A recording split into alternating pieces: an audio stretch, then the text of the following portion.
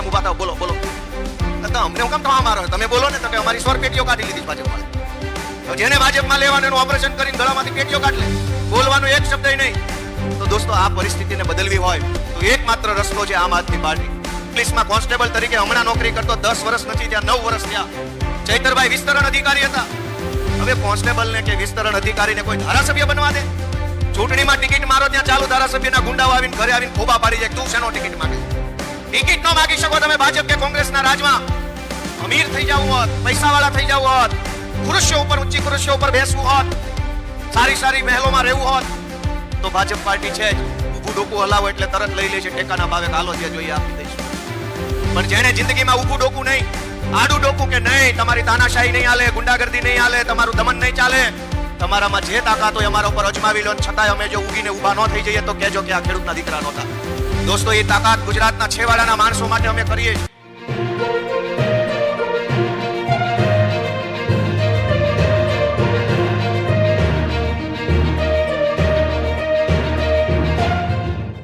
આપણા કટ્ટર ઈમાનદાર આમ આદમી પાર્ટીના સંયોજક છે.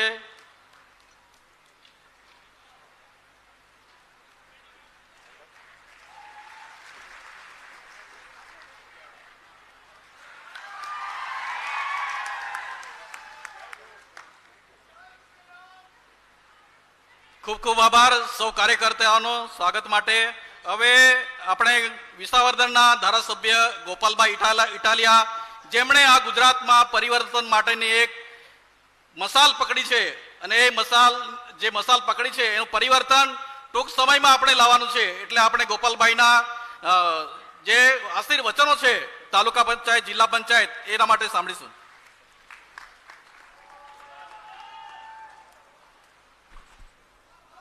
હેલો.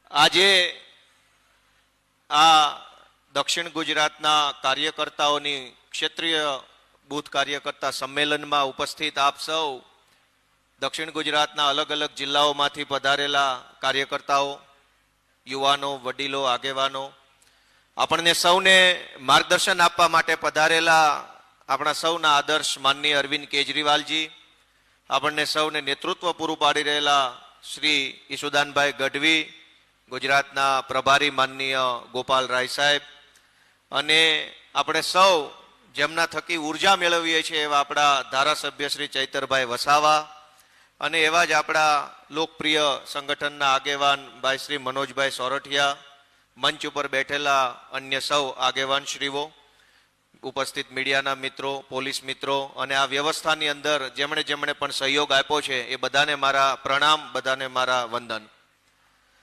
દોસ્તો, આમ આદમી પાર્ટીની શરૂઆત 2012માં દિલ્હીમાં થયા પછી ગુજરાતમાં એક લાંબા સમય સુધી આપણા અલગ અલગ આગેવાન શ્રીઓએ આમ આદમી પાર્ટીને આગળ વધારવાનો પ્રયત્ન કર્યો, અને પહેલી સફળતા આપણને 2021માં સુરત મહાનગરપાલિકાની ચૂંટણીમાં જબરજસ્ત સફળતા મળી. 27 સીટો આમ આદમી પાર્ટી જીતી, અને ત્યાર પછીથી લઈ અને આજ દિવસ સુધી આમ આદમી પાર્ટી સતત આગળ વધતી રહી છે. એના પાયામાં આપ તમામ કાર્યકર્તાઓનું યોગદાન છે. મિત્રો, જે ગુજરાતમાં એવું કહેવામાં આવતું હતું કે અહીંયા કોઈ ત્રીજો પક્ષ નહીં ચાલે, અહીંયા તો ખાલી ભાજપ કોંગ્રેસ જ ચાલશે, એવું વર્ષો સુધી જ્યાં કહેવામાં આવ્યું, એ જ ગુજરાતની અંદર હજળબમ રીતે આમ આદમી પાર્ટી આપણે બધાએ ચલાવીને બતાવી છે, અને આગળના દિવસોમાં દોડાવીને બતાવીશું. દોસ્તો, આ આપણી એક સામાન્ય માણસની તાકાત છે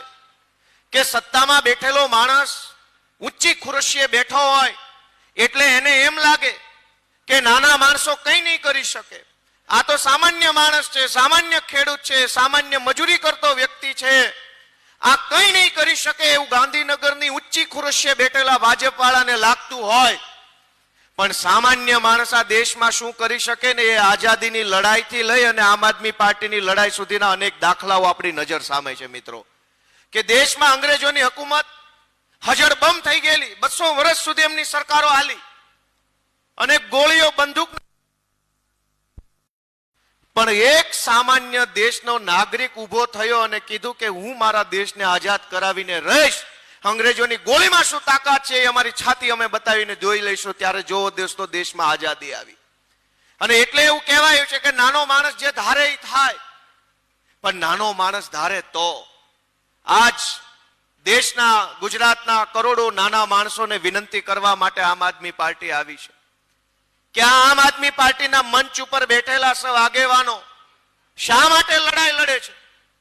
ગોપાલભાઈ કે ચૈતરભાઈ કે ઈશુદાનભાઈ કે અમારા તમામ આગેવાનો જેટલી શક્તિ, જેટલી બુદ્ધિ, જેટલું બળ ભાજપની સામે લડવામાં લગાવે છે અને મજાનું જીવન જીવી શકે એમ છીએ કે નહીં? કયો છે બધા? કયો ભાઈ, મજા આવે એવું જીવન જીવી શકે એમ છીએ કે નહીં?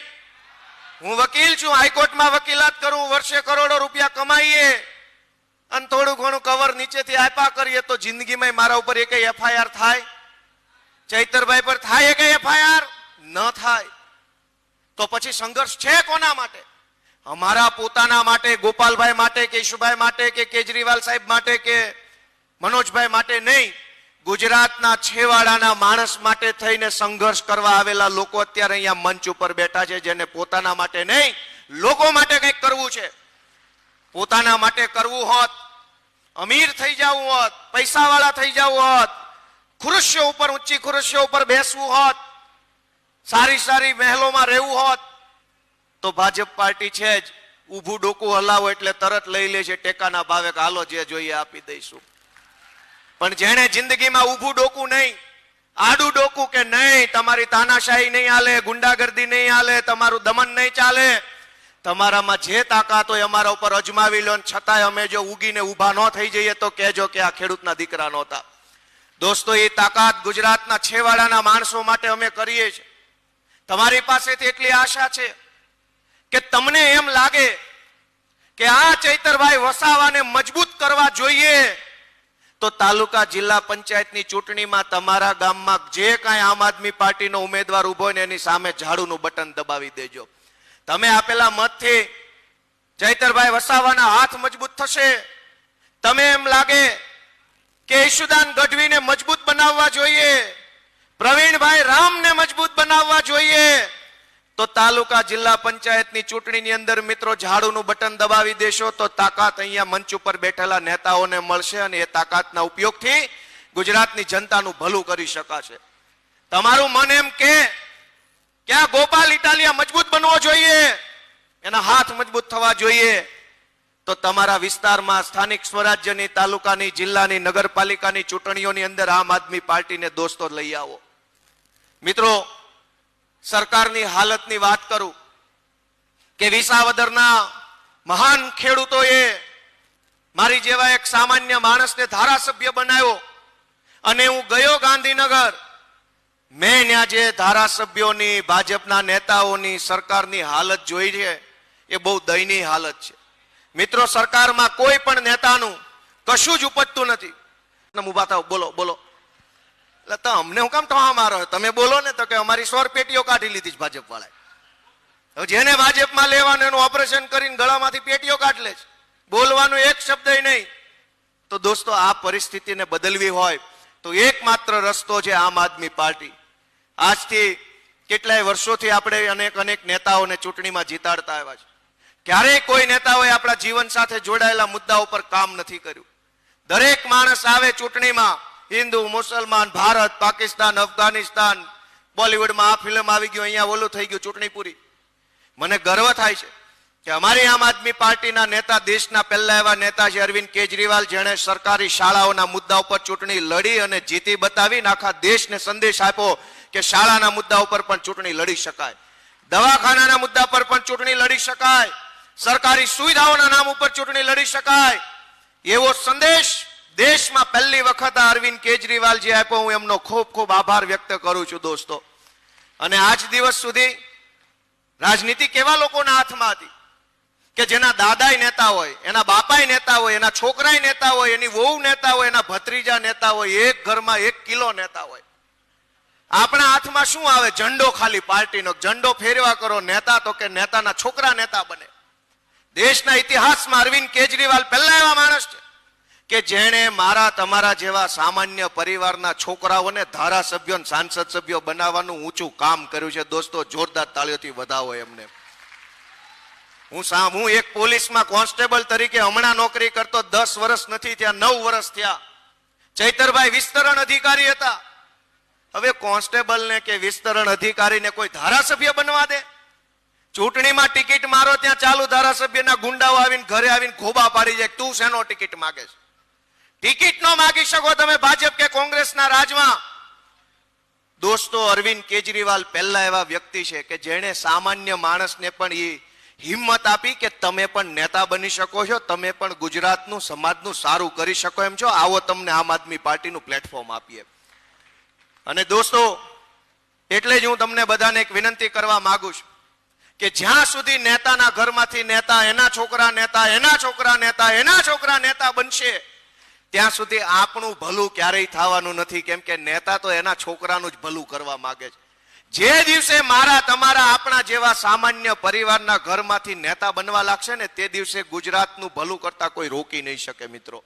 અને એટલે આપણે બધાએ જવાબદારી લેવાની છે કે આવનારી સ્થાનિક સ્વરાજ્યની ચૂંટણીમાં આપણા જેવો સામાન્ય માણસ જીતવો જોઈએ.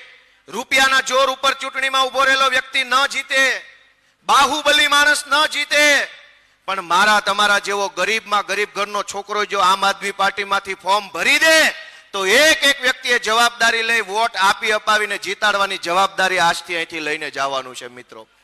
જે દિવસે આપણા જેવા સામાન્ય માણસો, અને તમે જુઓ કે આ ચૈતરભાઈ ને મારી જેવા સામાન્ય માણસો ધારાસભ્યો બન્યા તો મજા આવે છે કે નહીં? કયો જઈ મજા આવે છે કે નહીં?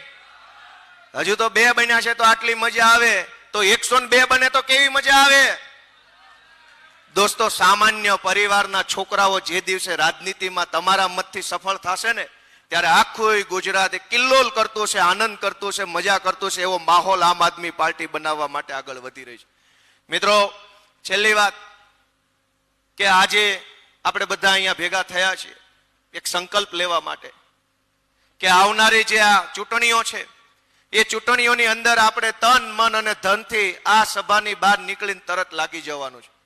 કદાચ અંદાજ એવો છે કે 26મી 25મી તારીખે વિધાનસભાનું સત્ર પૂરું થાય છે, એટલે માર્ચ મહિનાની, એપ્રિલ મહિનાની 5 કે 7 કે 8 તારીખે ચૂંટણી જાહેર થઈ જાય એવી લગભગ સંભાવનાઓ છે. જો ભાગી ન જાય તો, આ પાછા બીકણા બહુ છે, છટકાવી ન જાય તો કદાચ 5 કે 7 તારીખે ચૂંટણી જાહેર થવાની છે. સમય બહુ ઓછો મળશે આપણને ચૂંટણીની તૈયારી કરવાનો, એટલે ચૂંટણી જાહેર થાય પછી હું કામ કરું એમ નહીં. ચૂંટણી જે દિવસે થાય હોય તે દિવસે થાય, ભાજપ વાળાને પાડી દેવાના છે એવી માનસિકતા સાથે આજથી તૈયારીમાં આપણે બધાએ લાગી જવાનું છે મિત્રો. આપ સૌનો હૃદયપૂર્વક ખૂબ ખૂબ આભાર. ભારત માતા કી.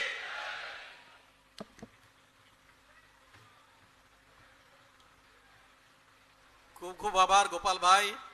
હવે